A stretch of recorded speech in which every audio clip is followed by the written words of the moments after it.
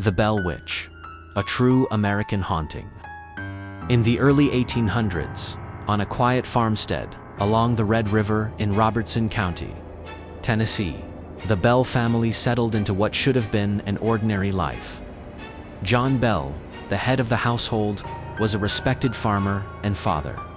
But in 1817, something began in his home that would go down as the most documented haunting in American history. It started with strange noises.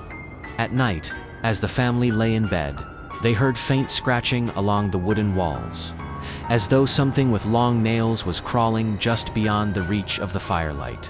The scratching grew into knocking, measured, deliberate hand. Eventually, the sound of chains dragging across the floors. At first, John Bell dismissed it as the work of animals or the house settling. But when blankets were pulled off sleeping children and invisible hands slapped the youngest daughter, Betsy, he knew something darker was at work. The unseen presence grew bolder.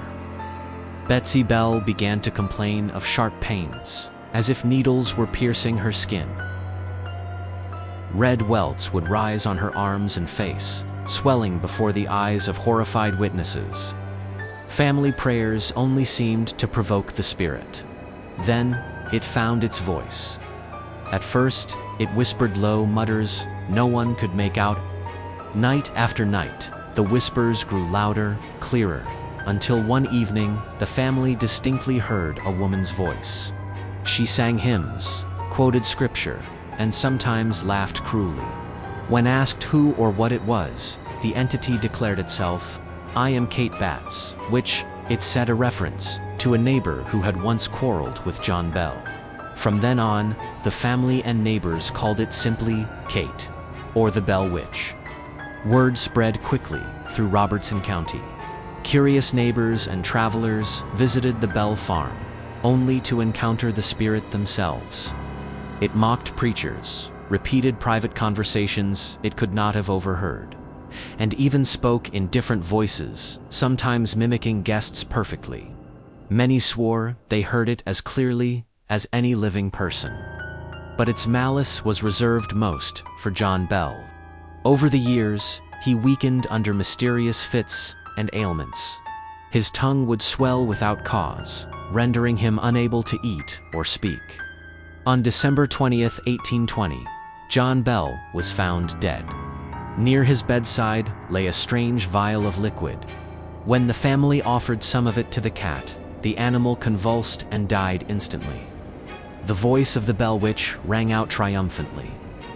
"I gave Ol' Jack a big dose of that last night, which fixed him." John Bell was buried in the family cemetery. As mourners gathered, the witch's laughter echoed through the trees, mocking the grieving family. 4 years after, the entity continued to torment Betsy, who eventually broke off her engagement under the spirit's pressure. By 1821, it declared it would leave, but promised to return in 7 years. According to some accounts, it did return, visiting John Bell Jr. and speaking with him about life, religion, and even predicting future events. Some say the witch's presence has never truly left the land along the Red River. Even today, locals whisper about strange lights and voices near the old Bell property. The Bell Witch Cave, sitting near the original homestead, remains a place where visitors report eerie phenomena: shadows moving against the stone walls, sudden cold winds, and a sensation of being watched. Whether you believe it or not, the Bell Witch is more than just a folktale.